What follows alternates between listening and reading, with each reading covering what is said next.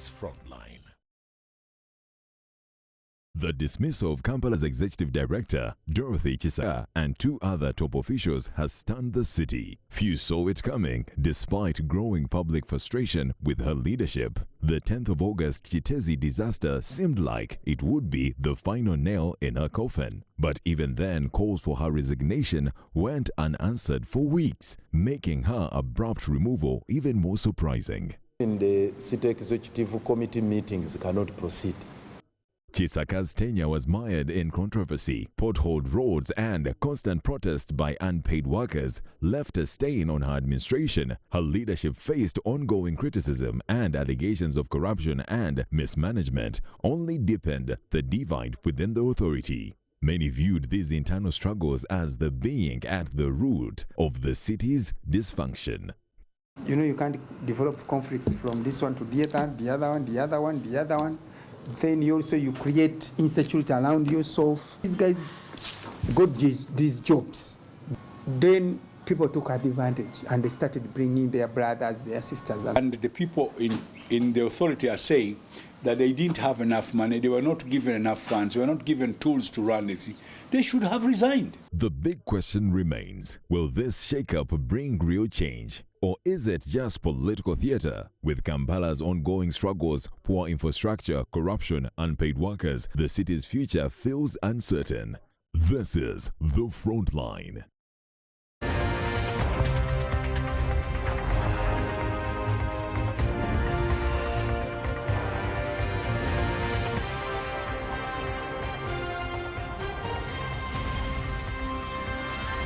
NBS Frontline.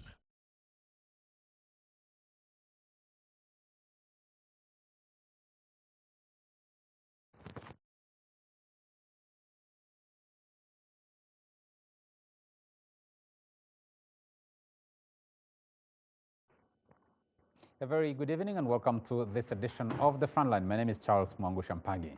Kampala Capital City Authority, a city in crisis. The top leadership of the city has just been sacked. Dorothy Chisaka, who is the executive director, the deputy, and the head of the health department were sacked over the Chitezi disaster, in which a mountain of garbage collapsed on people, killing at least 35. That's not very... that's about a month ago, a terrible disaster that happened in the city. Now, the city is struggling to find where to dump garbage. Tried Entebbe, Entebbe told them, we can't take the garbage from Kampala. Mukono has been complaining, and it's still looking for where to dump the garbage that we produce, all of us, in our homes in the city. Roads are in shambles, as they would say. What else is going for KCC and what is not going?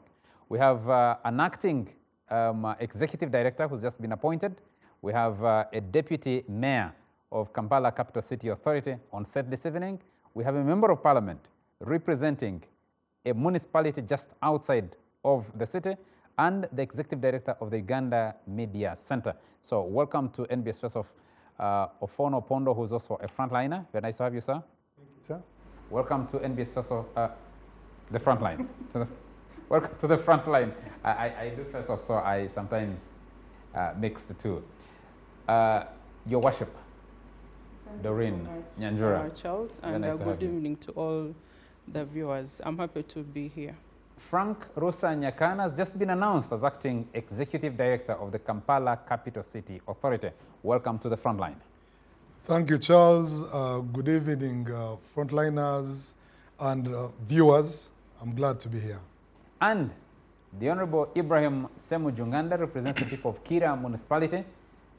That's just outside Kampala Capital City Authority, but within Kampala metropolitan area. And he is a frontliner. Very nice to have you, and welcome to the Frontline. Thank you, Charles. This is the Frontline. Let's start with the very... so, Frank, congratulations on this appointment. I want to start with you. What is it you're taking on in this transitional period, as they have put it? Yeah, thank you very much, Charles. Basically, the way I look at this is that I have been asked to lead a team for the next 100 days, the technical team, as the process starts of finding a substantive executive director and other offices of those who have, which fell vacant with the unfortunate incident that led to the dismissal of my colleagues, including the former executive director. I think at this point, anybody who is at KCCA knows that the elephant in the room, all the focus now is on Kitezi and the aftermath of Kitezi, dealing with the situation at Kitezi, management of garbage, finding alternative sites for interim places to dump the garbage as we think about more long-term solutions in terms of waste to energy. But of course, Kitezi comes at a time when there's a whole myriad of challenges that KCCA Kampala is grappling with. It's a long list of them. So this is what we are hoping to work together with the political leadership, the political supervision team, the ministers, and of course, cabinet to start trying to reduce the list of the many challenges. So yeah, it is a huge task ahead. Okay. Beyond garbage, you say you have a laundry list of challenges. What are the others that stand out for you? I know you haven't been very long at the authority, but you live in this city, you have had to confront some of them. I think there are quite a number. What is clearly will jump to you when you get to cases. You don't even need to work there. Just if you live in Kampala city, you will see that we have a very big challenge around physical planning. You will find that so many buildings in our city do not have requisite building permission, occupational permits. There's all sorts of problems with the development control coming out of laxity in enforcement and all sorts of problems. There's an issue around trade order. You go to the streets and you look at the proliferation of street vendors downtown, and you have these shopkeepers complaining about AFRIS, yet the streets are full of vendors. You touch them, the politicians on all sides will say, don't touch our people, especially as we get to elections. The markets, the situation in the markets, we had this whole problem of landlords versus tenants. After the president said we should KCCA should take over markets directly, tenants don't want to pay to landlords, and so there's nobody paying rent. There are issues in the market, so many things. Infrastructure, I don't have to say. Everybody knows that we are grappling with a Herculean challenge of infrastructure, the issue of enforcement, ethics and integrity of our law enforcement personnel. There's so many complaints about extortion and high-handedness. There's a problem of corruption within our staff and not being able to contain that vice. The problems of politics, politics interfering with the service delivery and all this. But let me mention the elephant in the room, the big thing that I hardly hear about in political commentaries of places like Frontline. Kampala city, sometimes you can think is overgoverned. You know, this city has 2 ministers, 2 Lord mayors, 5 division mayors, 5 town clerks, 10 directors, 460-something councillors, 5 RDCs, 18 assistant RDCs, a whole host of RISOs, PISOs, GISOs. I mean, it's a whole, and everybody is playing some role. Sometimes the chain of command is blurred. Sometimes there's all sorts of competing orders. So all that, plus an increasing population that every day the numbers are shooting high, the budget has been going low. I'm told in Jennifer Musisi's time, KCC budget was around 900 billion. By the time I came in, it had gone down to about 367, yet numbers are... So it's a complexity. It's a complexity of challenges. How are you ready to deal with this? So I think... What's your immediate plan? I know you've just a few hours in office. Yes. Yes. Immediately what? So this morning when I heard the news that I had been, and of course let me use this opportunity to thank His Excellency, the President of Uganda, the ministers of Kampala, the leadership of the head of public service for the vote of confidence to give me this role at a time such as this. So it is a big, it's very humbling, and clearly it's a very big challenge. This morning I had a conversation with the person who's going to be the head, the deputy ED, and we were basically saying, look, we have 100 days. There's all this basket of problems that are affecting our city. We can't solve everything, but we need to put our fingers on what are those critical things we should start with. What jumps out to me is to first reorganize the whole human resource human resource component of KCCA. Any organization is as strong as its people.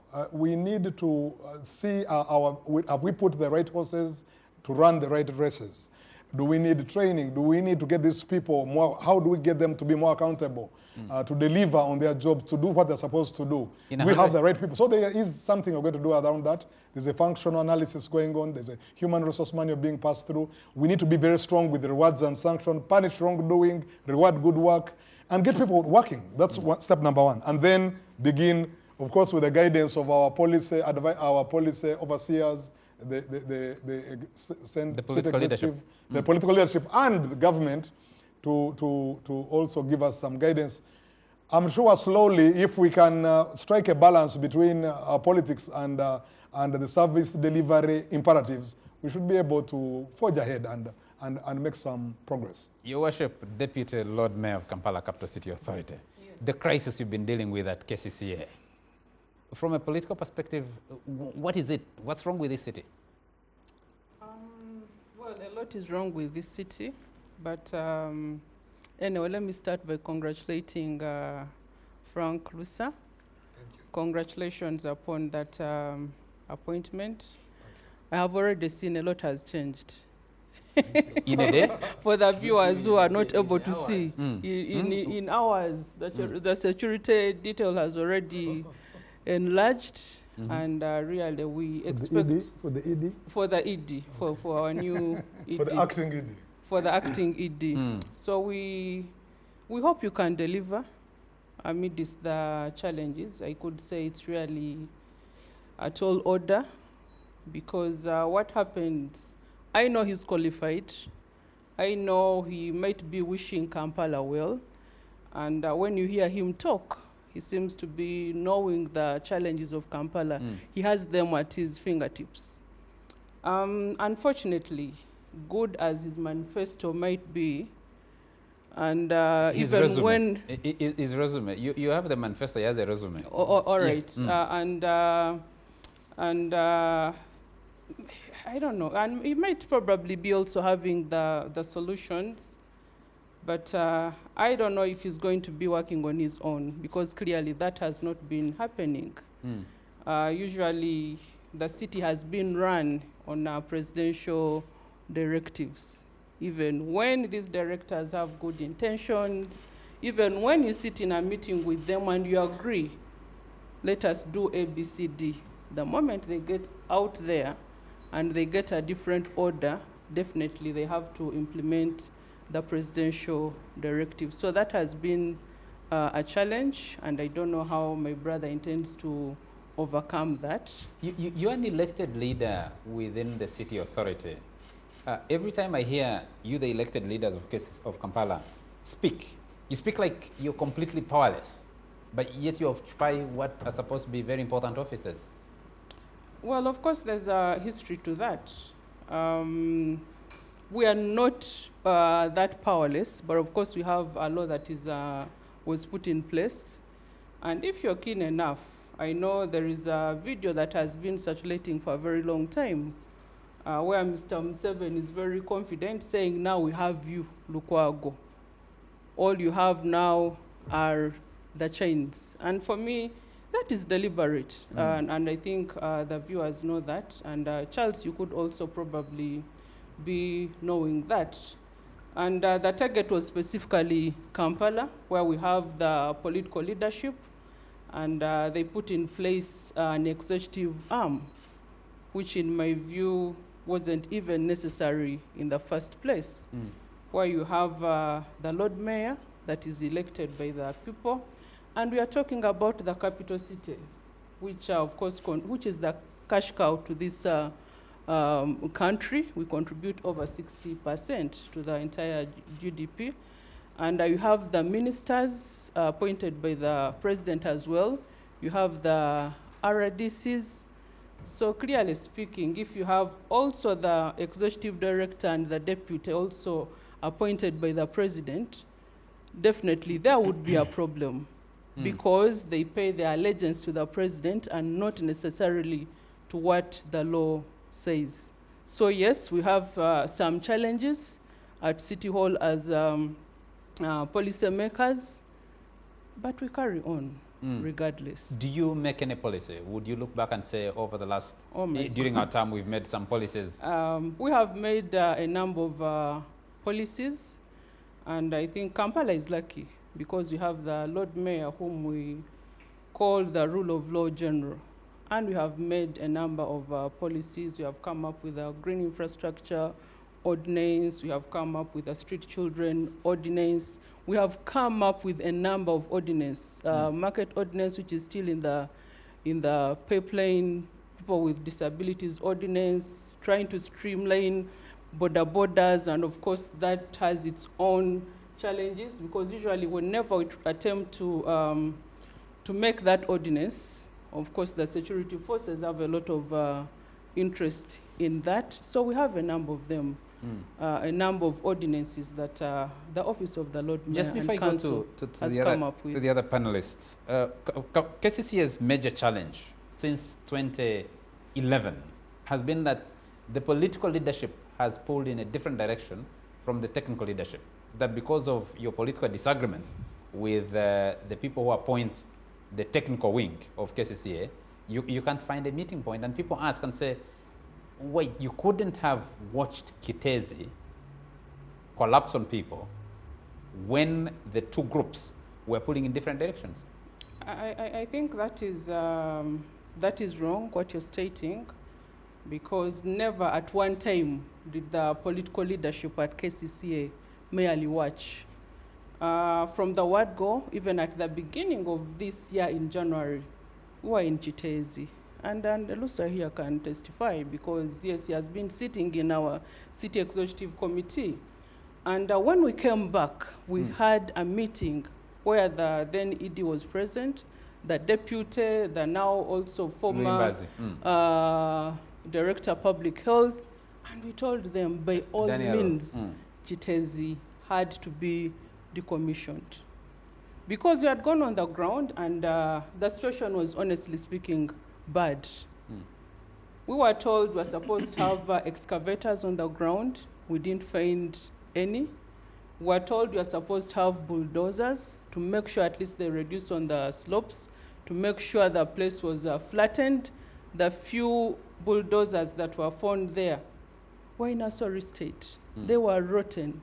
And yet, from the Director of Public Health, the now dismissed Director of Public Health, he was telling us annually we're spending 4.1 billion, which was rather 4.1 billion to do what? Billion annually.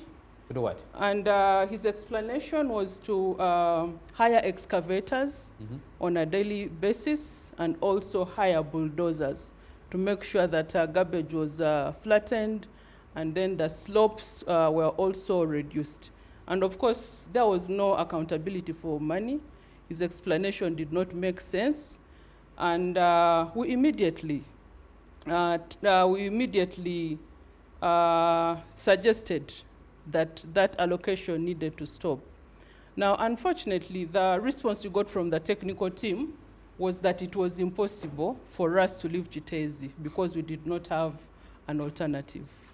Unfortunately, as things happened, Kitezi was decommissioned naturally, and we lost lives. So we have not been quiet, we have been talking, and the talking did not only start January this year, it has been there from the word go.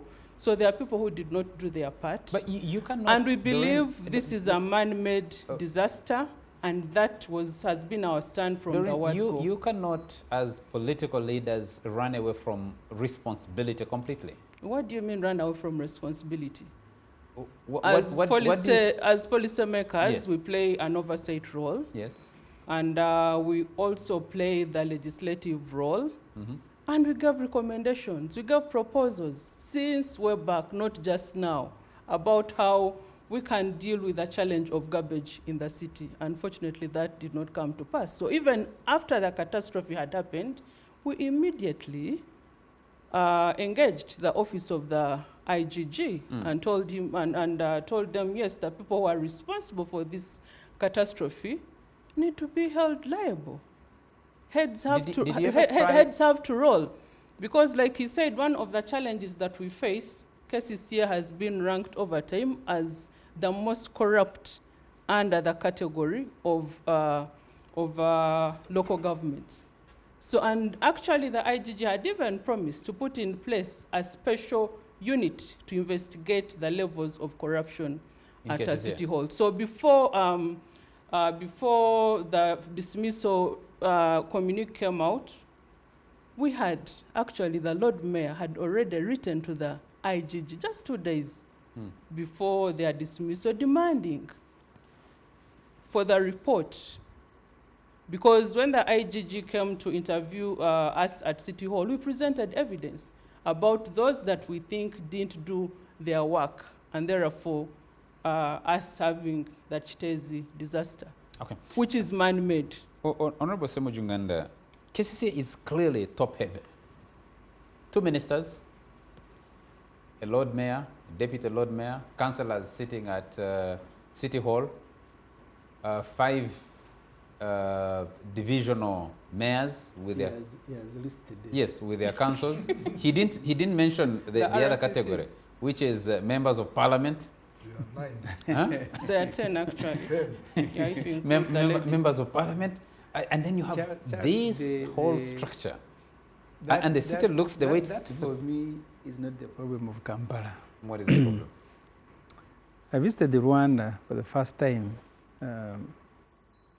around 2007-8,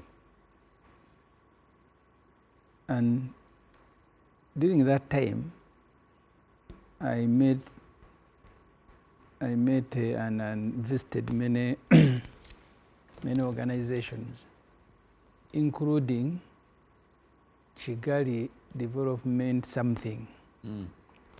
Rwanda Development Board? Yeah. I think.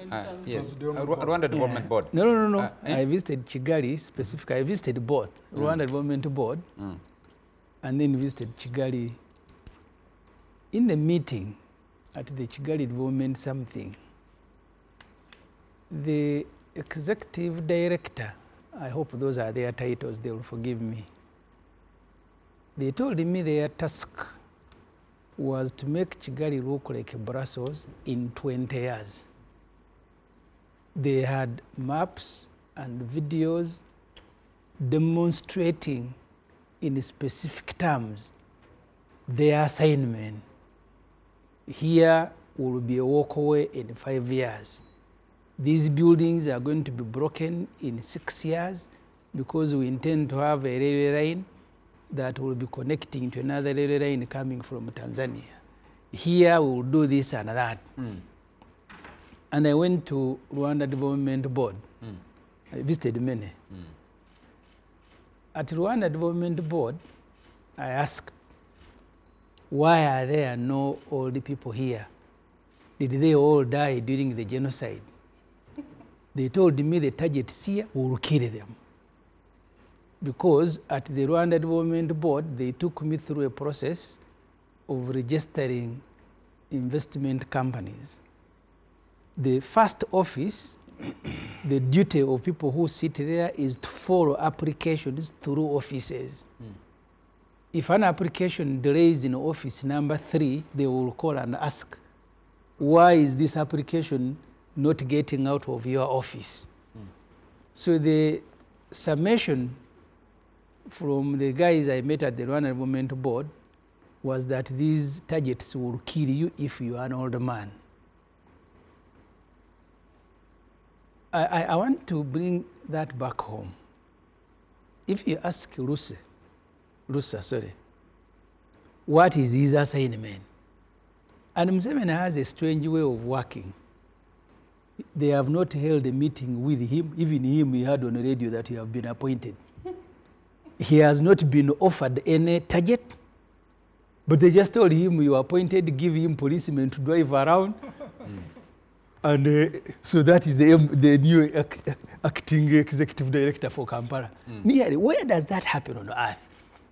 You are appointed with no target, no discussion, including ministers. People are brought to parliament to be vetted, to head ministries where there are no targets, where they are not asked to do anything. And then you, Charles, here you bring them and quarrel. Ask him if he has held any meeting, either with the minister or with the president. He just had his appointment. Yeah, because that must happen. That we are appointing you for the next 100 days. We want you to do the following. Now it's just maybe this list. Now maybe I start with this. So those who gave you the job, what did they ask you to do in 100 days? They haven't done so. So in Rwanda, they have targets. In 20 years, they said they want to turn Kigali, they want Kigali to look like a Brussels. And I've told you. That's 2007, target of 20 years, the countdown. I don't know, they may not meet it, but that's a target. And we were in Kigali, near 100 MPs. We went for the East African Games. All the MPs came back here saying, this city, they may not have gone to the outskirts to see, because the outskirts are not as beautiful as the center. But there are a few things you learn about Kigali. In the morning, you'll see them watering their flowers. Here, they will plant the flowers when guests are coming.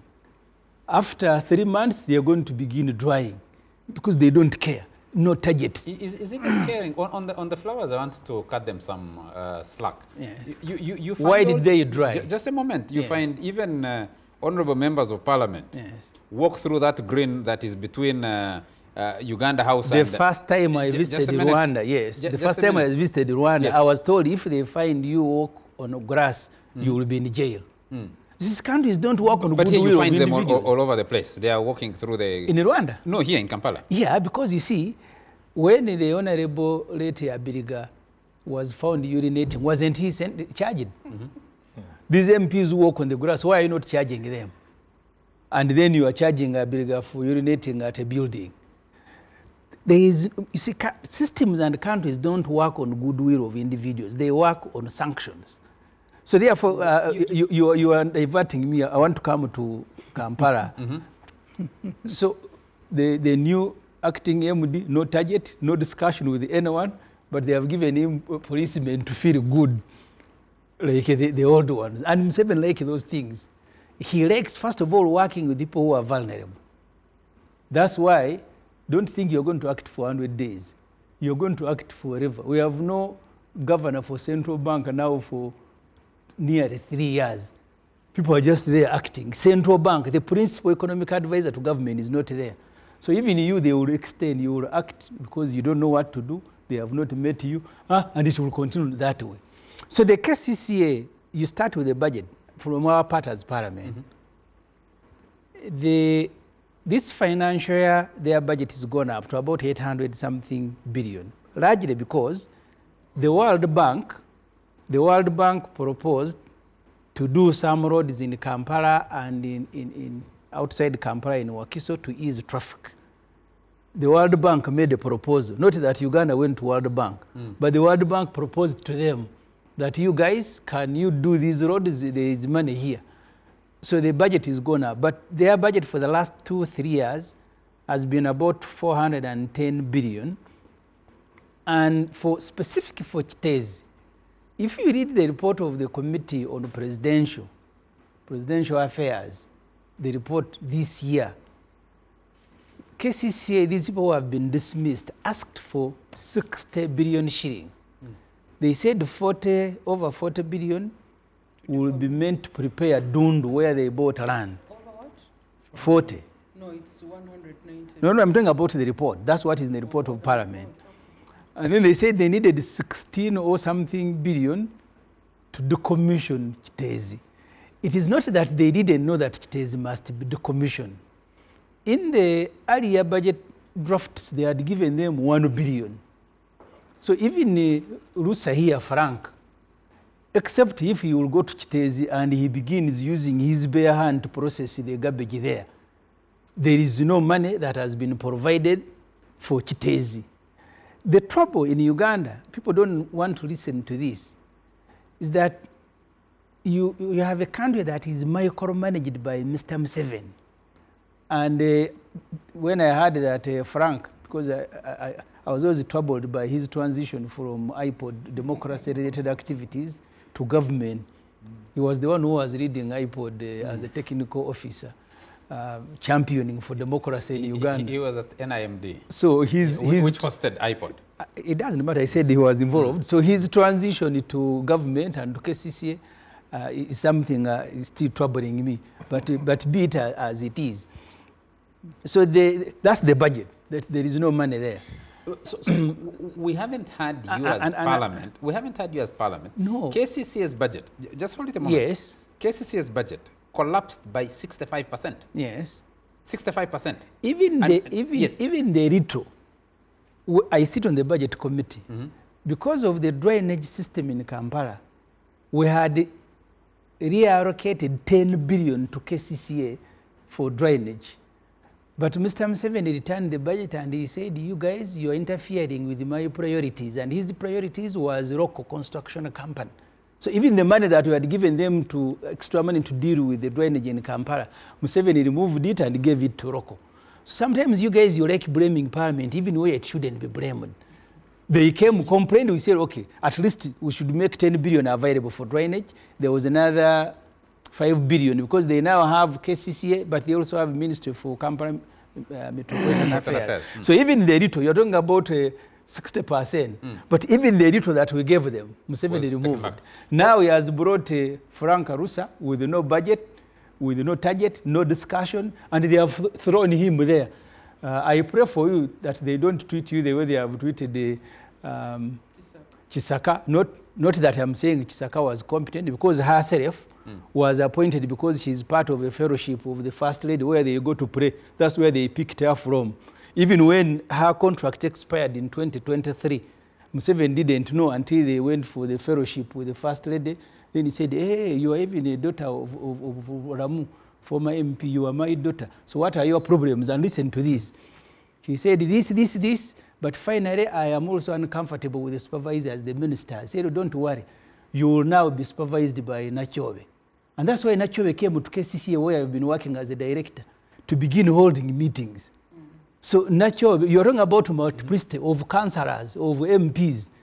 These ministers of Kampala, like Museveni does in many things, he will give you an appointment, but no work, like it has happened to him. So he now said, Nachobe, take over KCCA. And Nachobe, head of public service, has held 2 meetings at KCCA.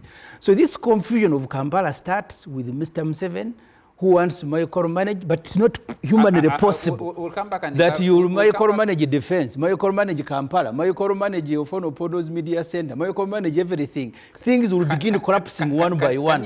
You have at least 10 members of parliament. Is it 10? Yes, 10. Yes, 10 members of parliament. Yes. Representing Kampala. And we can't hear that you have defended the budget of KCCA, even you in the metropolitan area. But let me first go to Ofonopondo. Ofonopondo, maybe you don't have ears. I have told you even the little 10, 15 billion that we gave them, Museveni removed it. Ofonopondo, let me come to you. You had issues with the leadership of KCCA before Chitezi, after Chitezi. Now the president has acted. Yes, I wrote 2 articles, one before Kitezi, where he said the problem of Kampala. I said Lukwago, Lord Mayor, because they are the leaders. Lukwago represents the elected group. Kisaka, I don't think she qualified to have been appointed at all. And I said in that article. And you said it on air? Yes, and I said these 2 represent the eyesores in Kampala, Lukwago and Kisaka. Lukwago is making his 18th year. Is it? 2006? Huh? When did he become Lord Mayor? 2011. 2011. Yes. So if you have been a Lord Mayor with the council behind you, we expect at the very minimum 3 things. Pass policy, pass budget, streamline supervision. I want to ask you, since 2011, my young sister Nyanjura has enumerated, does KCCA have what Ibra is saying, a master plan? 2011, these are now 13 years. 2011, 2016, 2016, 2021, 2021. Has that council passed a master plan for the technical people to work on? You pass a plan and then probably Mr. Museveni says, I don't have money for you. Where's the plan? I want them to table that plan. At the very minimum that we expect. The other minimum we expect from an elected person is to try and harmonize, build convergence on critical areas.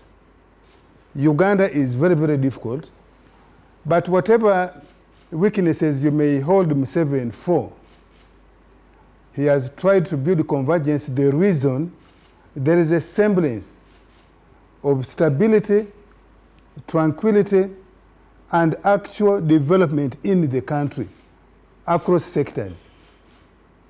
And the president has told you, the war he has had within his cabinet, within his group in the movement, over budget prioritization.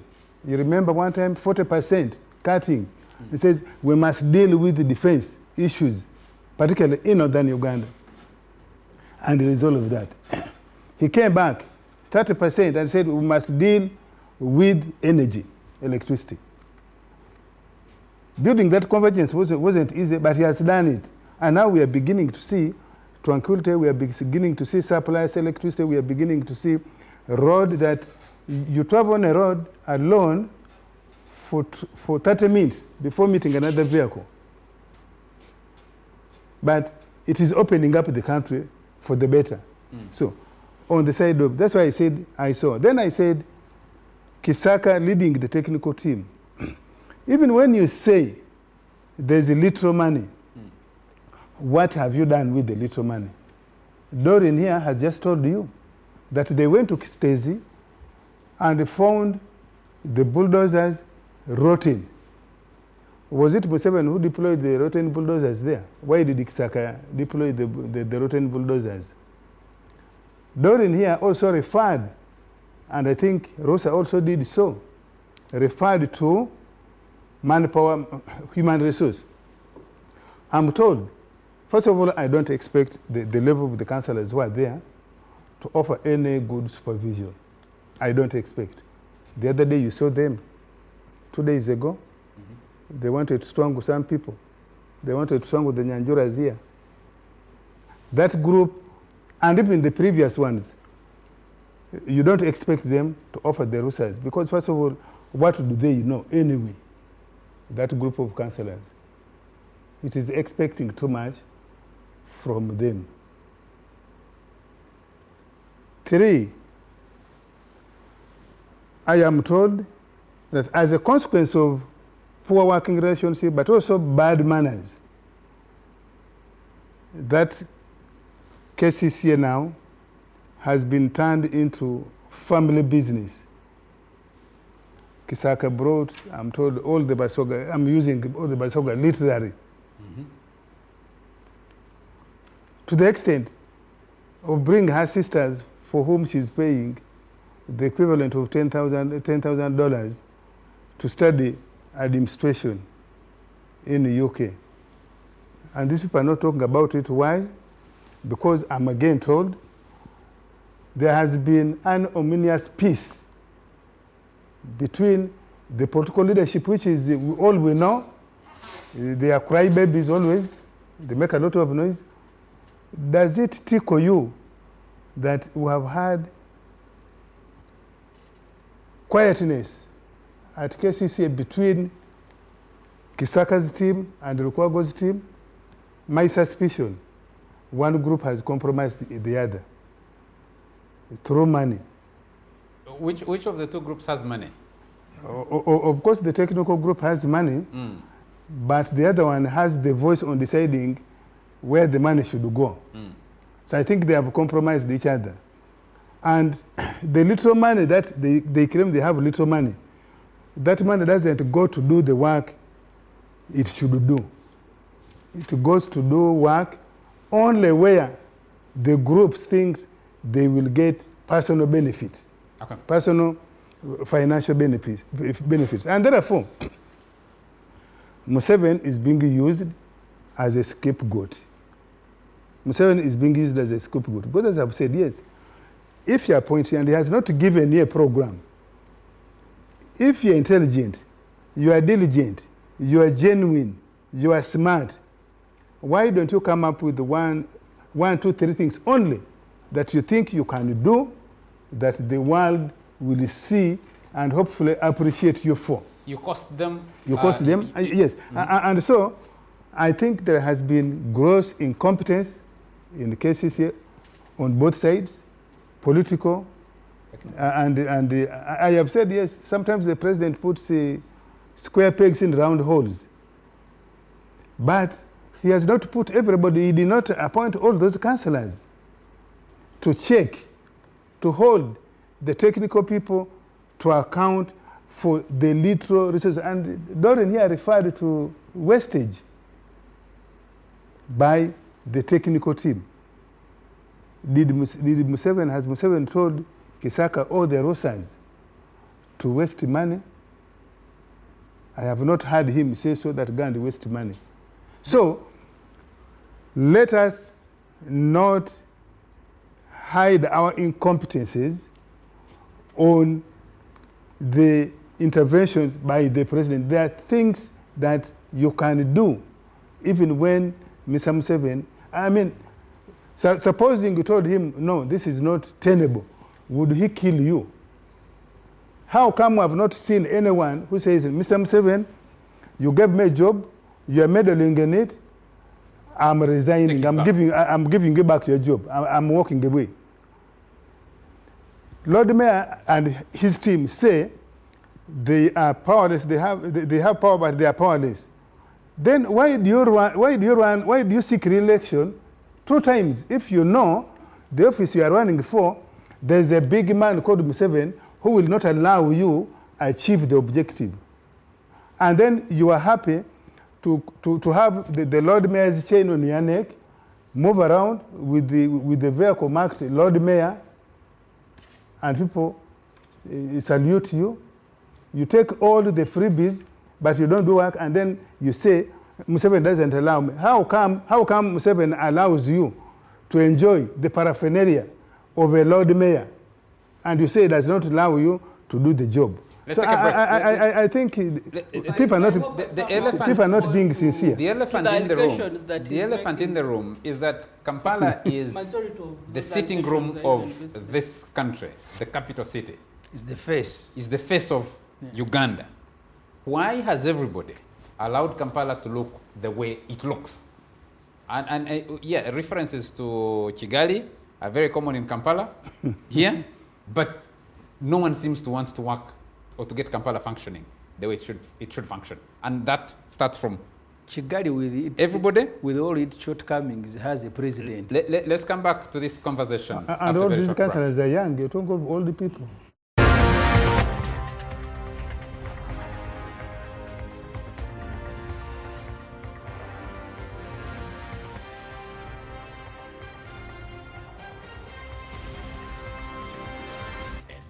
Frontline. You're still watching the Frontline on NBS TV, and we're discussing the chaos that is Kampala Capital City Authority. And the elephant in the room is, why has everybody let Kampala become so dysfunctional as a city? I think this country sends some of the biggest delegations on international trips. Benchmarking. Benchmarking. Honorable Semujunganda has just told us 100 members of parliament in Kigali, all of them came back saying, what's the difference between Kigali and Kampala for the interparliamentary games or East African games? East African parliamentary games. East African parliaments. Any other place you travel to and there's a government delegation the president is visiting, the entourage is so huge. What lessons do they learn from there? Why Parliament, you've been watching as KCC's budget has been slashed from the time of Jennifer Msi by up to 65%. It's now just beginning to go up. The presidency, you have a minister, senior minister, minister of state over KCCA. You have elected officials. You have everyone else. Let me come back to you, Ofonopondo. KCCA is responsible for almost 68% of this country's revenues. They're generated. Kampala Metropolitan. Kampala Metropolitan, yes. 68% of this country's revenues are being made from here.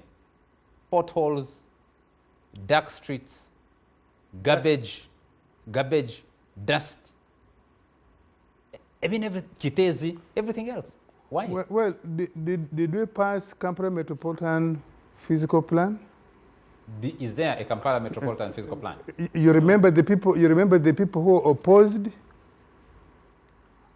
Even merely coordinating transportation, the buses. You remember the buses that had been brought by private. They people. all wrote away. Yes. Whoever was investing in them, they all wrote away. Because we just couldn't agree between the managers of between the managers of Kampala city and the neighboring districts. Now, if people can't agree on something as basic as that one, how can we expect them to agree to demolish dilapidated buildings, perhaps of their voters or themselves? Why is Kampala unique? So, just a moment. Why is Kampala unique that on that one you need consensus? I think how come that sometimes consensus is overridden? First of all, I think the politics has taken the better of us. We on the NRM side, including from the president, you know very well, when Jennifer Musisi tried to realign trade, particularly trade outside gazetted places, we came up and said, don't disturb our people. At another point when we said, let us deal with the taxi people who stop everywhere and anywhere, Mr. Lukwago also came and said, no, leave our people. The most recent, Luvigi, what has the Lord Mayor and his team been going around saying? Follow the law. Not just follow the law, leave them. But even if you say follow the law, for what purpose? The people who came to Lubiji, did they follow the law? Did they follow the law? So we should follow the law. No, well, you can now hear the heckling. You spoke. They don't have. You spoke. I listened to you in silence. Can you listen to me in silence? Since you are many. No, the moment you begin asking, that's not asking. That's called rhetorical. If you were taught good English, I'm not asking you to respond immediately. No. When you ask, for me, the English I was taught I must respond. Yeah, now this is the problem. Now you can see this is the problem. So you're epitomizing what Kampala's crisis this is the problem of Kampala. Why nothing can be fixed. You're representing the central government. It can't be fixed. These people are the epitome of why Kampala can't be fixed. Why the metropolitan areas which are supposed to add to Kampala can't be fixed. Does Kampala embarrass you? It does. That's why I've gone to Mulanda now and Kapelebyong. I want to start a new life. Now, the second aspect, I wrote in that article, I said, after Kitezi, I actually said, please, and I was addressing the president, I said, please, don't mourn Kitezi victims. Sack KCCA leadership.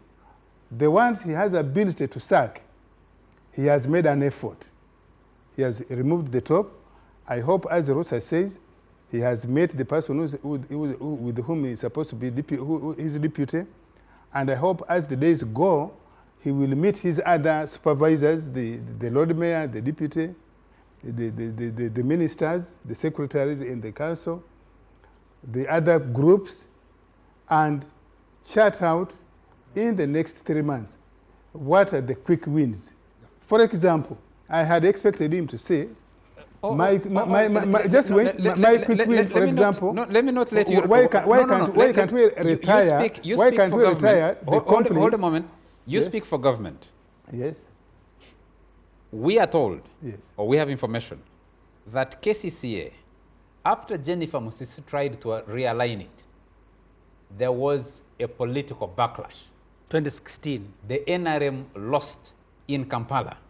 And that's where the problem started. The budget for KCCA was slashed. Jennifer Musisi was forced out of office because of the politics. Well, you were not told. The president said so publicly. So yes. Please. So you if the president said so publicly. Yes. So please. The president told us yes. as a nation. Yes.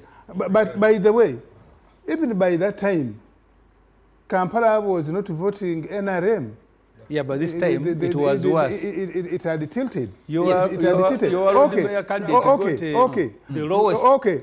Musisi was forced out. In 2021, what happened? Did they vote us? Musisi was forced out. No. In 2021, what happened? Out. The budget for KCCA was slashed. For me, the budget. I have said here, the slashing of the budget, first of all, is a fact, but it is an excuse, like Doreen here has told you, that even with the little budget, KCCA has topped the chart among the corrupt local governments. So, what would happen, therefore, even if you had left for them the big money? The other issue you talked about, only 2 weeks ago, the government launched here a big infrastructure plan to start opening up roads. You are asking why things are not working. Even something like opening up roads. Did you see the political leadership of KCCA? I think it was in Ikira. Did you see the political leadership of KCCA there? They stayed away. Now, if they can stay away, when the World Bank and the central government have brought for you money to open roads, what do you think they are doing where you are not seeing them? The leadership of KCCA. Doreen should answer. I'm saying, you see, publicly, Honorable Semuju. Yeah, because you see, the point you are talking about, the day the contract was signed, yes, I was there with the Minister for Kampala in Chira. I know the road mayor has also been attending some function somewhere, because you see, this loan to construct new roads in Kampala, your government wants to celebrate it every week. After signing a contract with the minister, and I was there, then they announced that Museveni will come and do what? Then there will be another function. We can't be attending all those NRM functions. I'm asking you, I'm simply posing to the viewer there, did or did not the Kampala political leadership, which is in opposition, attend? They did not attend. It was in Wakiso. So Wakiso attended. Well, is that a sign that they are willing to support this project, except if they are directly the one either supervising it or going to be beneficiary? But we are asking about people going to Rwanda and the same Jews. I think they are carrying our Chiganda adage. They are carrying our Chiganda adage.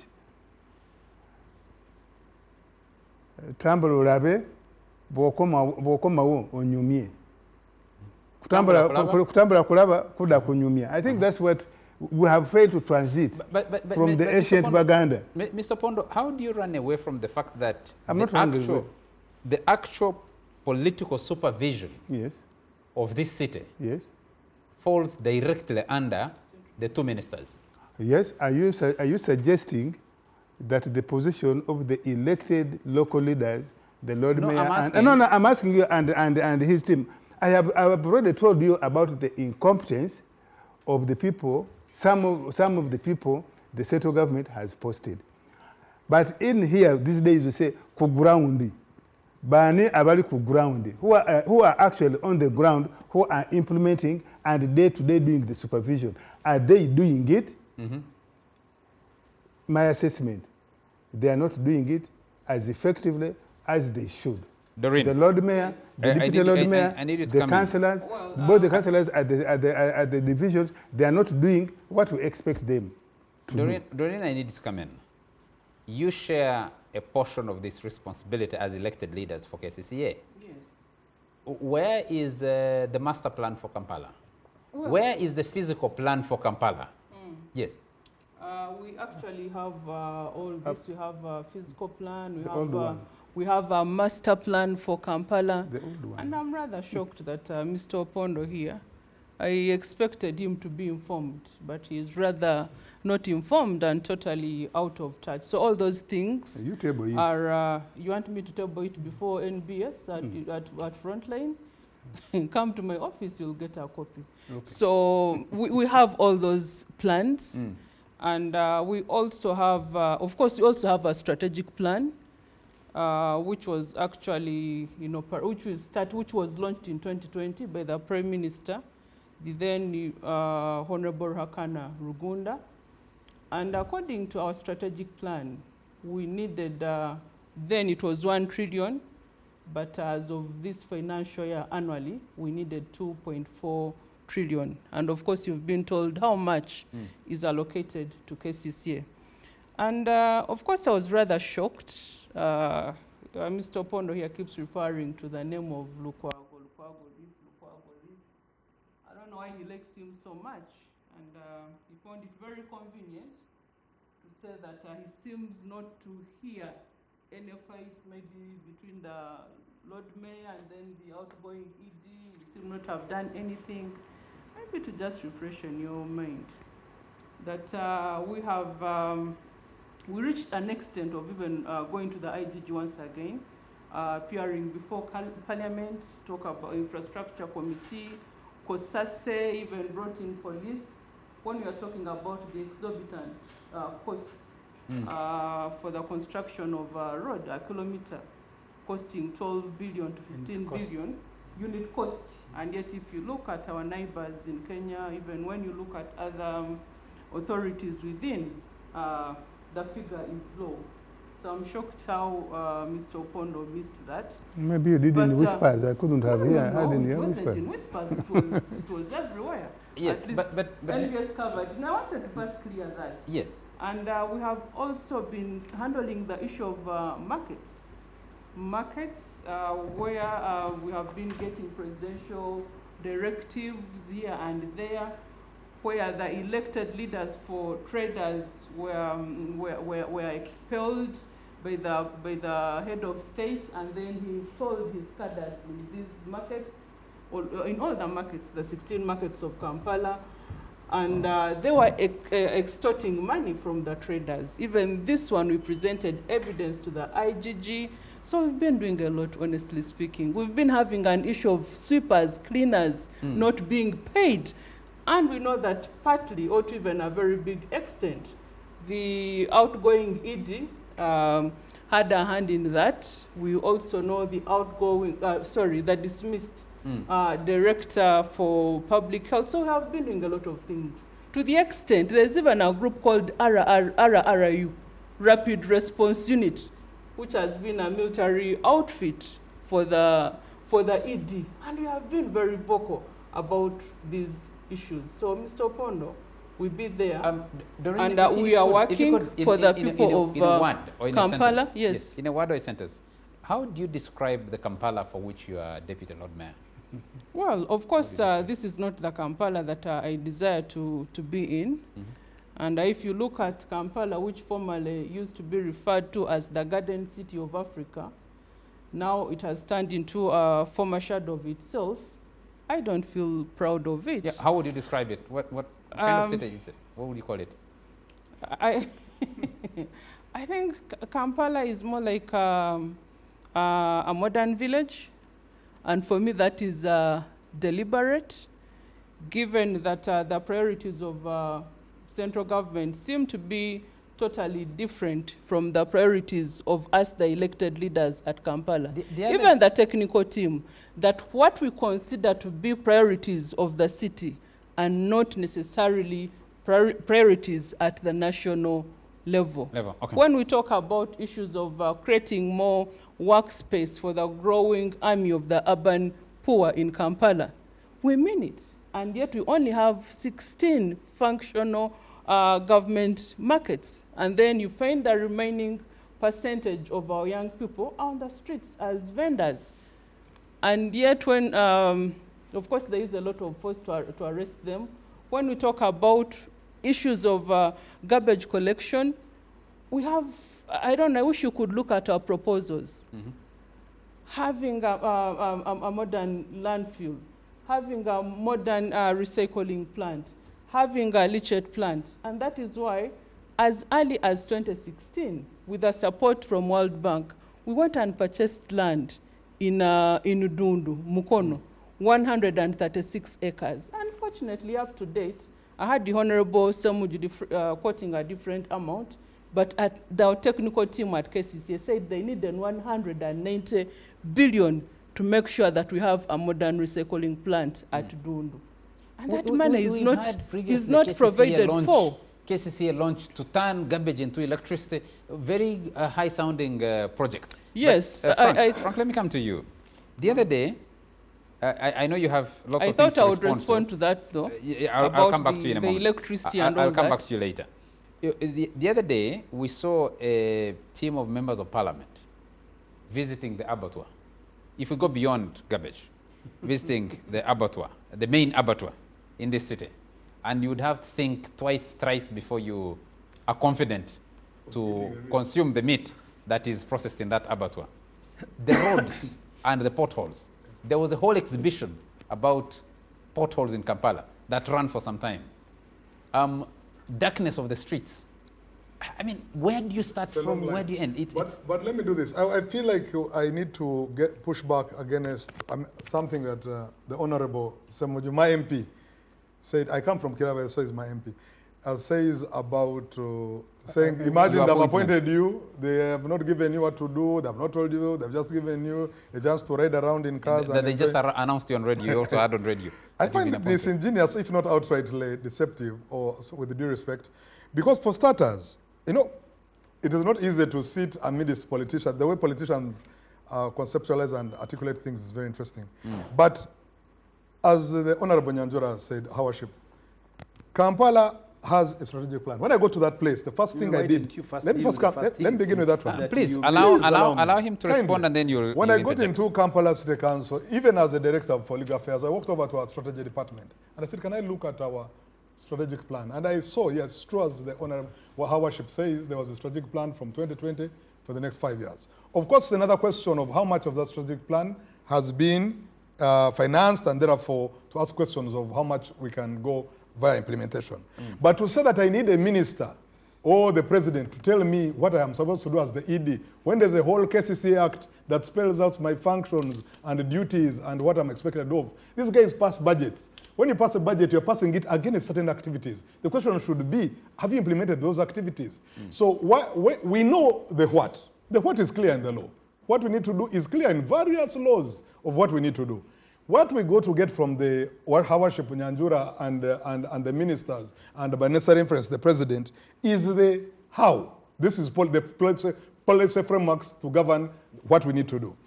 And I'm also amazed about this whole problem of people complaining about presidential directives, with due respect, Your Worship.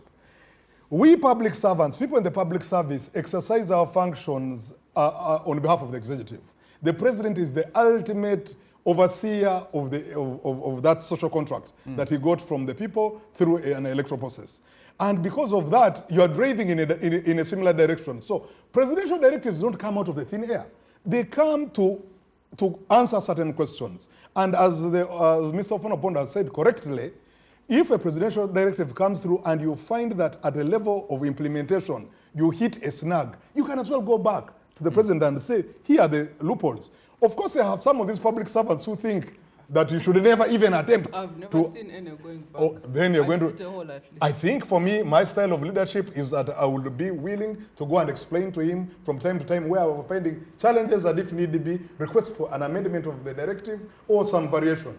But to say that we have to, the president gives you a task and then you wait for him to tell you exactly how to do it, then what is the issue of competence? Why are you competent to this task? Why are they taking you through competence-based interviews? It's to see, do you know what you're supposed to do? So I think this is politicking and playing to a gallery, which is not very helpful. But maybe I like his arguments about, are you financing the budget enough to expect us to do what you want us to do? It is one thing to want to, Semuju is telling us about what he saw in Kigali. Has he told us how much money has been applied to it vis-a-vis the comparison of Uganda? So there is, sometimes we want to compare mangoes with tomatoes, which is not very helpful. But if at the end of the day we all realize, as you said, Charles, we have a problem on our hands. It is not FDC, it's not UPC, it has no political colors. We need service delivery. Service delivery is for all of us. We could figure out how we can find that intersection. The common denominator should be a Kampala that is livable, that works for all of us, regardless of political lines. That's how I would like to approach it. You had, I think Doreen was referring to it, you have a plan, a physical plan for KCCA funded by the World Bank, which projected KCCA as a beautiful lakeside city. Yes. Made proposals. Yes, made proposals. Yeah. I think it's about 500 pages, about 500 to 600 and pages. Spend $9 million. That looks at this city sitting by Lake Victoria, from the shores, from Port Bell, all the way through here. And no implementation. What you see is... No, the proposal was, if you want a lakeside view city, they wrote how it should look like. Yes. If you don't want that, then they said shift to areas like Mukono, Buikwe. So they made two proposals. What was supposed to have happened was for the leadership first to choose what city they want, and then you begin implementation. We paid $9 million. A commercial city, I think that has come out. Even that decision of choosing which city has never been made. Let anyone who was supposed to make that decision? The elected leadership or the technical leadership? Who sanctioned? No, as the elected, as the elected clearly, leaders, at least you have made that proposal. Clearly, I'm glad that my brother Semuju has clarified this matter, though not intentionally. He has said there were two proposals. So clearly the two proposals haven't been approved. I agree, 100%. Haven't been approved. So because what he has said now, that they have a 5-year government plan. If you have two proposals that haven't been considered, clearly they haven't been approved. Well, even as of last year, in the Lord Mayor's State of the City address, what will it take? And I'm a commercial city. Yeah, he was giving his thought. I am hoping has the council approved, has Parliament of Uganda approved this? This is what we're talking about. So why are you not funding at least elements of that plan? You're in the majority. To whom are you putting that question? To you. It's not me that I don't fund. My KCCA does not fund itself. What's your job there? You know. Isn't that your job there? I thought KCCA belongs to the central government. I'm also shocked that it seems not to know that. Central government? It's not a traditional local government. We do not fund ourselves. Yes. And actually, currently, we are under the program. Let me ask. Let me put this question. And I'm starting with you, Honorable Semuju. For us to shift items from one... So what are you doing Doreen, there? Honorable Doreen, what are you doing there? What are we doing there? But I've already told you we are making proposals. And Doreen. Continue making proposals. We have ordinances. Can we bring the discussion? We have laws in place. Doreen, yes. What do you want us to do beyond that? Can we bring the discussion back here? Honorable Semuju Nganda, what will it take to get KCCA to function as it should be in its current circumstances? and I'm hoping you don't go to start with Museveni. You see, practical solutions. You see, the trouble, maybe here they don't allow you to discuss Museveni repeatedly. But Museveni is the problem. So what do you want me to discuss? What do you want me to discuss? You said there are two proposals. Is it Museveni who failed them? Who sanctioned? Is it Museveni who failed those two proposals? You see, in Uganda, once you are under a one-man family rule, things will start with him. If you go to Dubai, because of the nature of their administration, things start with the Amir. Everything starts with him, and then the rest of you will implement on his behalf. When you read the KCCA Act, the KCCA Act creates organs, and all these organs are assigned to run the state on behalf of the central government. And it was deliberate that the president said the minister for Kampala must be a minister under the office of the president. He wanted a direct role. That direct role, he put it in the law. It is statutory. So do you want me to discuss Nabanja? KCC is not under Nabanja. The ministers are not under Nabanja. Have we seen? So let me answer the question. Let me answer the question. Yes, but you are the shadow minister for finance. You have a whole leadership of the opposition in parliament. Have you presented proposals for a more functional national capital? You see, I don't want to behave like a minister, one of the ministers. People didn't have anything to eat. And then she said, you bring flasks because you need to eat warm food. You can't finance even the simple proposals as they are now. And then you want me to begin speaking about a mega state. It's not possible. Because even the basic thing that you're complaining about potholes, even if there is a physical plan or no physical plan. You mean the physical plan has stopped government from... No, I mean, all you, the leaders, technical and political, you see, have reduced us to discussing, no, the whole of this country, you've reduced us to discussing potholes. We can't even discuss trams. We can't even discuss trains. Exactly. We can't even so discuss, we fail to discuss buses and they got away. You need to fix the basic things before you begin speaking whether you want a city with a lake front view, whether you want... Because the basic things you're not doing. You have no food to eat and someone is advising you to buy a flask so you can eat it warm. That will be a luxury. But for me, let's go back to where all this started. The president kept complaining when Sevana was here as a mayor. And then he said, from now onwards, I will play a direct role. He initiated a law called the KCCA Act. And in the KCCA Act, because Ofonopono keeps blaming Lukwago and his team have a role in the law. They can't go beyond that. It's like blaming Parliament for implementation. We will never implement. So the president sought to play a direct role, and he attempted, by the way.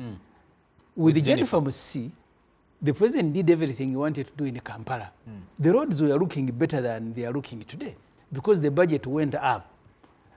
After the 2016 elections, because Lukwago is blamed even for the time he had been driven out of the office and he was at his home. So when Ofonopono begins counting the years Lukwago has been at the helm, he forgets that Mr. Museveni sponsored councillors, gave them money, housed them at Hotel Africana. They were driven by Frank Atumwebaze in buses to go and remove Lukwago. You are forgetting even that drama. So you are bad mannered. You should not be speaking about any other person. So the president sought to play a direct role. And he began by playing it with Jennifer Musi. She was on the phone. He attended every single function, including in one day where Jennifer was dancing for Museveni. He was all over KCCA inspecting roads at night and day. What happened to that Museveni who wanted to fix Kampala? That's what we should be discussing. If it was in the hands of Lukwago, this city will look different from Ofonopono, I can tell you. But the budget is a matter of Museveni. Even the parliament, even the role that we have statutory in the law, he has removed it. He brought a budget and said, never tamper with my priority. If in the budget I have provided money for Roko, you cannot change it. I have told you we had provided 10 billion for KCCA to deal with the drainage. Museveni removed it and gave it to Roko. So the question you ask, what should we do, what it will take to fix the city? In the circumstances, with Museveni as a leader, even the simple things, I remember Parliament doing a report on defense at that time, he has changed the bid.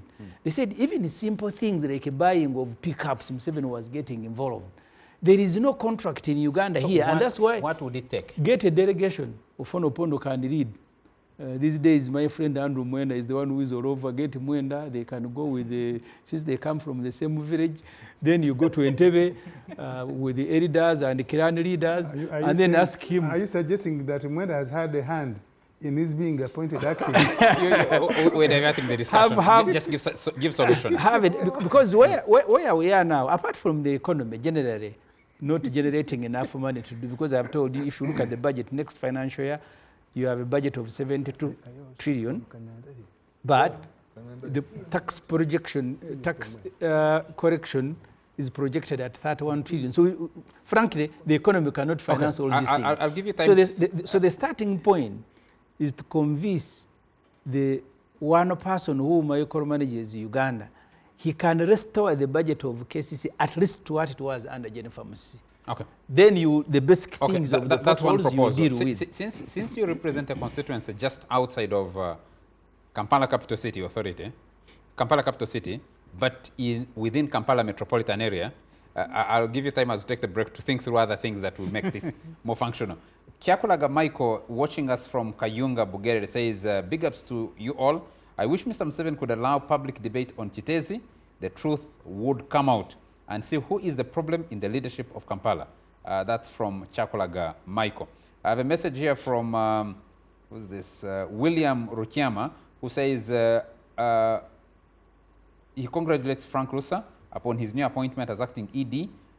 He says he knows you very well, and he hopes that because he knows you, you will make some changes within the next 100 days as acting ED of KCC. That's from Ruchama. Andrew Irumba is watching us and says, I won't ask for your 100 days. I won't be patient that long.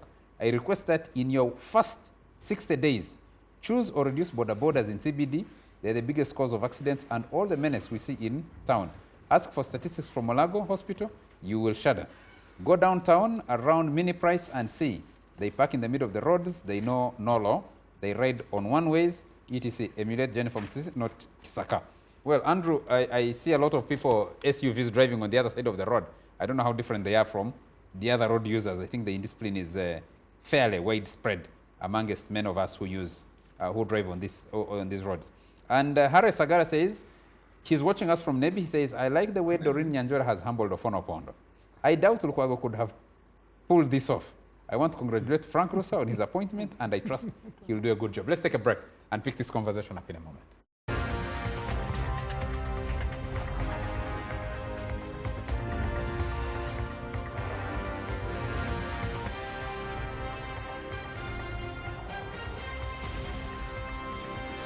NBS Frontline. Welcome back to the Frontline on NBS TV. Kajangu Moses is watching us. He says, give Opondo some time to express his points. I congratulate Mr. Rusa. He is the right candidate for Kampala, given his record of leadership. Says you work together, you're on the board of SEDU. Yes. And he trusts that you will manage the task that you've been given. John Ken Luchamuzi, the man, president of the Conservative Party. Wow. Says, greetings to the panel. Much as Kampala is the capital city of Uganda, its administrative framework should not exceed what is dictated by Articles 176, 177, and 5 of the 1995 Constitution. Pursuant to the declaratory judgment of the Constitutional Court in Nabila Sempala versus Attorney General, OO should take note of that. Please send this judgment on WhatsApp and pass it on to Ofono Pondo so that he can read it. And if you could help us, a majority of our viewers, with what is contained in Article 176 and 177 and Article 5 of the 1995 Constitution. That would help us. Kenneth Lukwago says, is watching the show. Here's a message which I will deliver to the person he's directed it to between Rusa and Doreen Nyanjora. David from Fort Portal says, congratulations to Frank Rusa. This is a big test for him. Balancing the political interests of the appointing authority versus the political leadership, the local political leadership of the Doreen Nyanjoras will always overshadow service delivery in the city. That's a warning for you from David in Fort Portal.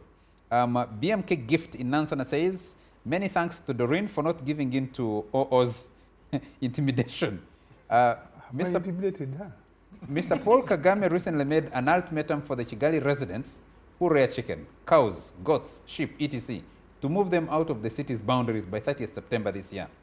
The reason he's doing that is because of the smell which city officials say inconvenience their neighbors. To that end, Honorable Ibrahim Semujunganda is right to say that Mr. Museveni is Kampala's main obstacle to having a clean city cuts of politics. The late Nasa Sebagala had wanted border borders out of the city, but the old man's politics failed him, or Uganda. Let me see another message here. There's so many. What's this? Edmund Frank to Musime sent this message. Says, Mr. Frank is in a troubled position of acting ED. As day follows night, no ED will ever succeed in that job as long as Mr. Museveni's interest is achieved, and that is to chase opposition from Kampala. As Dr. Birete said recently, the act to put Kampala under the president's office should be thrown out of the window. Kampala miseries is politics. Frank, I wish you well and start counting your days. This is...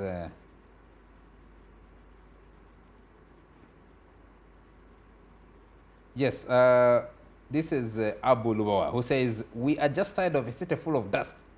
Use the border and you become brown for a short distance. This is a message to Doreen and to Frank. We're just tired. We need a city that functions better. This is Kisuga Moses, who says, trusting Rusa to make 100 changes in 100 days for the betterment of Kampala. Congratulations and good luck to you. I think I will take those messages for now. If I haven't picked your message, my apologies in advance. Let me just see. Yes, I'll take this one. The three arms of KCCA, executive headed by Lord Mayor, council headed by the Speaker, and technical headed by the ED, do not see eye to eye. The other day, we even saw fist fights. How do you intend to navigate these squabbles? I would really love to see a Nyakana-Nyanjora duo fostering unity at KCCA. Fred. Yeah, maybe. I think, yes, Ken Mutenyo.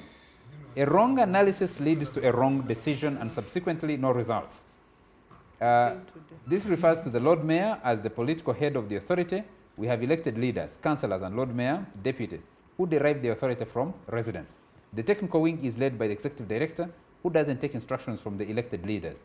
Finally, we have 2 ministers appointed by the president. In a nutshell, there seems to be nobody fully in charge.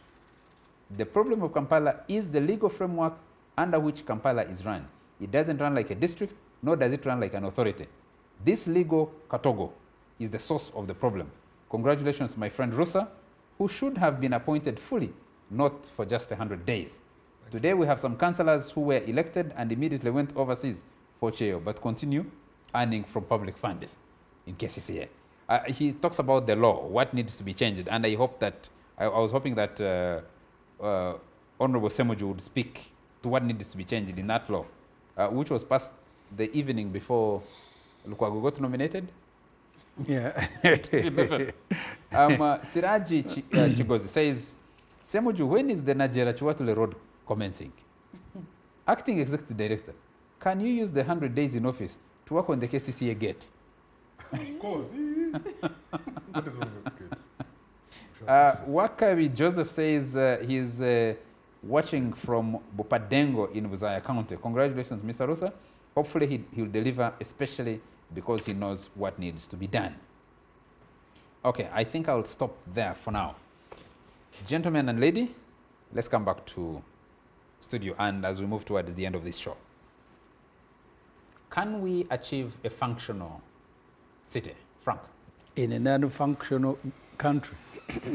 I think there's an element, you know, ever since I joined KCCA, I've listened to all sorts of ideas from different sectors. You know, whenever I'm talking about the city, you want to listen to politicians and technocrats at KCCA. But I've had interesting ideas from the public sector and from members of the public. I think we have not given enough room for innovation, even some solutions which are not even money-driven. Because there are so many people, dwellers in the city are all hungry for solutions. Many times we hear ideas that are actually, which we need to, I think we're not given enough room to innovation. I would like to propose that we create more spaces for listening to innovations, even from the private sector, from the academia, from professional organizations, all these architectural societies, engineering bodies, and all these kind of things, to see what are those things that we can actually do that may not even be, because every time we talk, we try to give money as the main thing. But yes, politics is complicated, but we also need to think about, to be more innovative, more open to ideas. I was in Maryland about a couple of months ago, and I saw something interesting. I saw something like banks or corporate bodies adopting streets. So I came here and asked my brother-in-law, William Sekabembe, who was at DFCU. And for example, if I asked the DFCU to take over a particular street, you do the advertising on the street, but make sure the lawn, the green, this area, is this some kind of thing you can do? I said, of course we're willing, but we don't get this kind of ideas. Many years ago, I remember of a huge discussion between businesses operating, I think, on 7th Street, the street industrial area. Yeah. I think Total has its headquarters there. Monitor Head. 8th Street, yes, 8th Street. Daily Monitor Publications. You have you have Green Hill. That street, they were asking, can KCC then allow us to make this road and manage it? And KCC, the law wouldn't allow. But I think now even in the law, there has been an amendment which can accommodate those kind of things. I've had Mugagas say, I cannot wait for you guys to come and do this road. I have put my building up. I need my money to come. If I did this road, is there a way we can offset from my rents and rates and things like this? And I think in some spaces in the law, if they are not there, they can be created. In other words, we need to start thinking out of the box. It is true we have limitations with financing and what, but I suggest, of course not the panacea, but we need to be a little bit open to thinking out of the box and trying out innovative approaches and seeing how our neighbors. I like what Semojo has just said about Rwanda. We could just pick some lessons. I don't think Rwanda is the richest country in Africa. There could be some things that they're doing that are outside Kagame and politics. This man likes to talk only about the man at the helm. But there must be other innovative things that we can learn and adopt if the Nyanjura of this world can allow, and we try them in Kampala and see. Why would we not allow? It's for the good of the people. Yes. What do you see as something that can make this city more functional beyond the political bickering that has dominated the running of Kampala since 2011, since it was elevated to an authority? What can be done? What can be done to make this city more functional beyond the bickering? Well, I think I had already hinted about this, but I could repeat for purposes of emphasis. For me, the biggest problem, honestly speaking, stems from the man that you don't want us to talk about. Yes, after realizing that he could not control Kampala through elected leaders, then he had to create a different power center of the technical team. And you listened from our new acting ED here, who was asking, but why do you have problems with the presidential directives? Why wouldn't any sane person have problems with the presidential directive, especially given that most of the times they are not even backed with any money? First and for most of the times, they are not even consulted, but the president is moving on the streets of Kampala and people go before him and says, yes, now I think these ones need to stop paying taxes. Why would you not be concerned about the presidential directives if even reaches an extent of managing markets in the city, saying that going forward people should stop paying money to use public toilets? Why wouldn't anyone be uncomfortable with that? And until we settle that, we are definitely going to continue having these problems, because Frank here will continue being confused. We shall call him in the City Executive Committee, agree on the way forward. He will move out, get different instructions from the head of state, get different instructions from the minister, and definitely that will be a problem. For us as policymakers, we rely mostly on the KCCA Act, on the law. What does the law say? But if you have a technical team, let me ask a quick question. Which tells you, for them, they pay their allegiance to the appointing authority. Is the KCCA Act, from the way you have looked at it, sufficient to give this country a deserving capital city? Of course, the KCCA Act has gaps. But I am saying, even with those gaps, for us as policymakers, we try to fit in. So it has a lot of gaps, which have to be addressed. I don't think we need all these RDCs. I don't think we need all these directors that we have, even in the way the executive director is appointed in the first place. What are the qualifications? Why shouldn't the public also participate in having the executive director for Kampala? But this business of hearing, yes, because you pray with my wife, then you can become the executive director. You know, maybe because you support the first son, maybe you do what? In his letter sacking the 3 top officials of KCCA, the president asked public service to commence a process to find a substantive executive director. We hope this time round it will be different, but otherwise that is what it has always been supposed to be. The president appoints in consultation on the advice of the public service. Unfortunately, that has not been the case for a very long time. Okay. So as long as we still have that challenge, Charles, where the appointed directors are going to run the city on presidential directives, we are definitely going to have a problem. Let me just throw this to the 2 of you before we move to the closure of this discussion.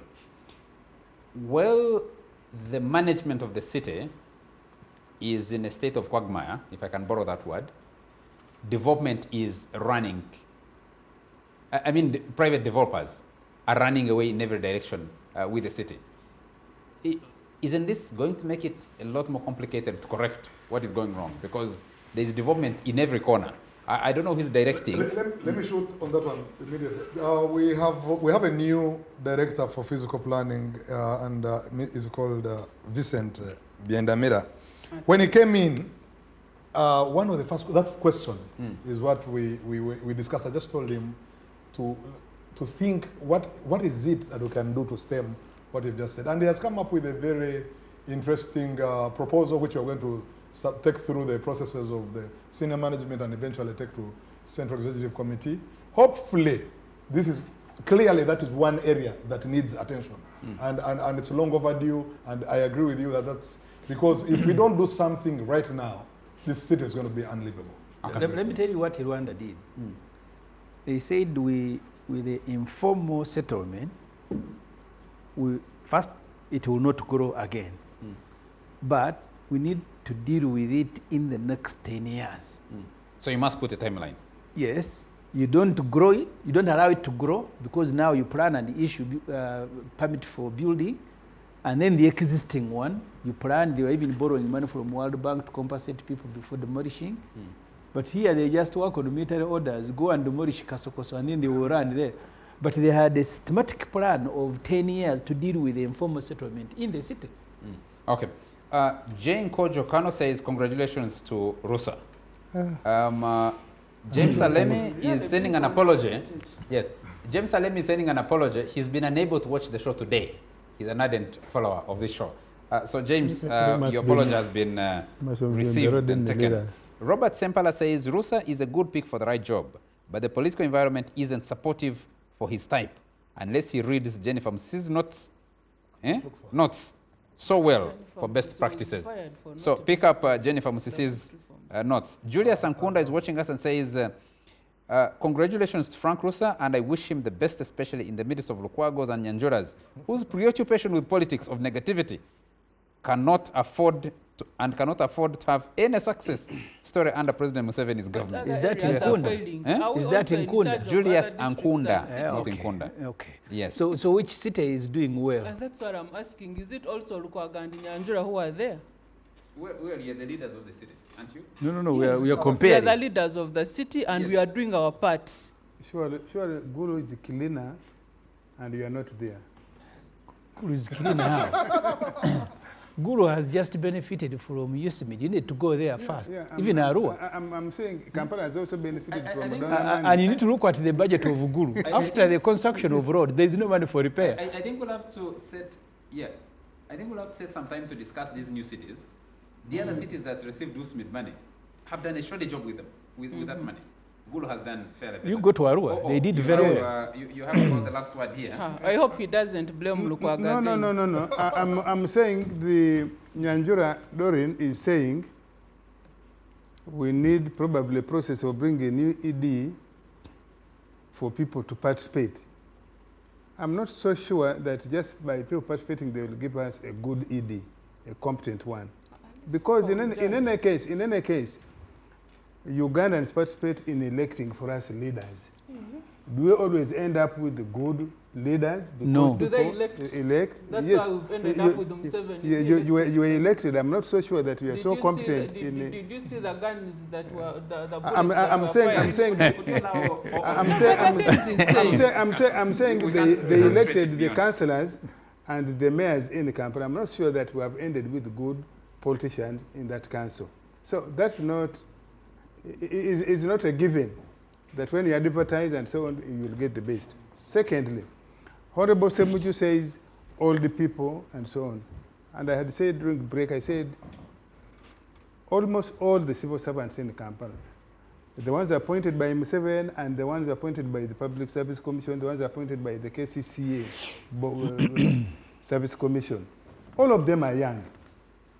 Why are we then complaining about incompetence, about negligence, about corruption? So being youngness, youth alone, isn't sufficient to give you people of due diligence. So what can take us to have a good city, a livable city? I think we have run around in friction. The reason President Museveni brought these laws, these proposals, we were running out from a bad city of Sevana Kizito, of Yiga Christopher, of Seya. I don't think Kampala was around better that time anyway. Kijambo was not appointed by Museveni, and we ended where we ended. Kira here is not the town clerk of Kira is not appointed by Museveni.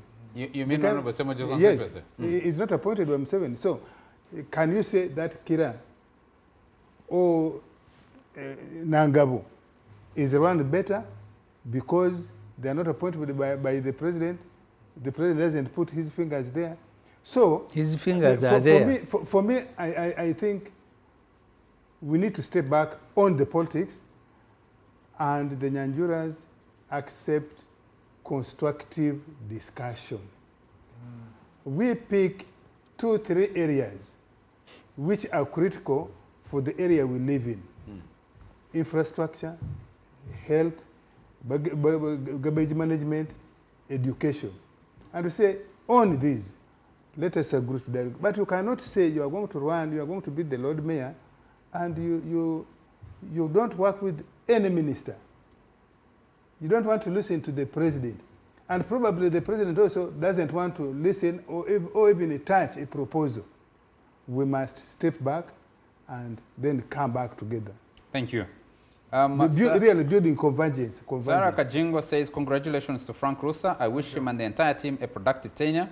Loving his ideas already, especially on partnership and collaboration with corporate bodies for the good of our city. She says, best wishes. I think we got to bring the show to an end. Let me just respond to Andrew Irumba. Andrew, I think the challenge is that KCCA, all of us, most of us, are doing the wrong things, especially in terms of our behavior on the road. It's, I think, unfair to target borders and leave the rest. Police pick them up and arrest them all the time. You start with the president who closes roads for 1 hour. Well, the other day I met his wife at Nakasero. She had closed. The wife doesn't have a right of way, the son. So the president cannot close road. He has a right of way, but you don't close roads for 2 hours. People who think they're important, you will come to close. You come and the whole section is closed because the president will be there. If other road users are misbehaving on the road, don't pick the people at the bottom of the rank and punish them because they are at the bottom. They're learning bad manners from everyone else. Are you suggesting two wrongs make a right? Pardon? No. Indiscipline. No. Please. Just ask law enforcement to rein in on the so-called big people. But don't say, don't do this unless you also do. You people who drive with SUVs, with you have put illegal sirens on them. You've put illegal flashing lights on them, and you're being late to. Police just looks at you. The Lord Mayors have them. Acceptable. The Lord Mayors, you can sit down here. Thank you very much. Thank you very much, Ofono Pondo, Executive Director at the Uganda Media Center and the Frontliner. Thank you very much. Deputy Lord Mayor Doreen Nyanjura, Thank you very much. Thank you so Acting much. Executive Director at KCCA, Frank Rusa Nyakana. Thank you very much. The Honorable Ibrahim Semujunganda, Frontliner, Member of Parliament for Kira Municipality. Thank you very much to you all our viewers, especially those of you who give us feedback and those who continue the debate on our social media platforms. And thank you very much to the production crew that delivers the show to you. From me, till next Thursday.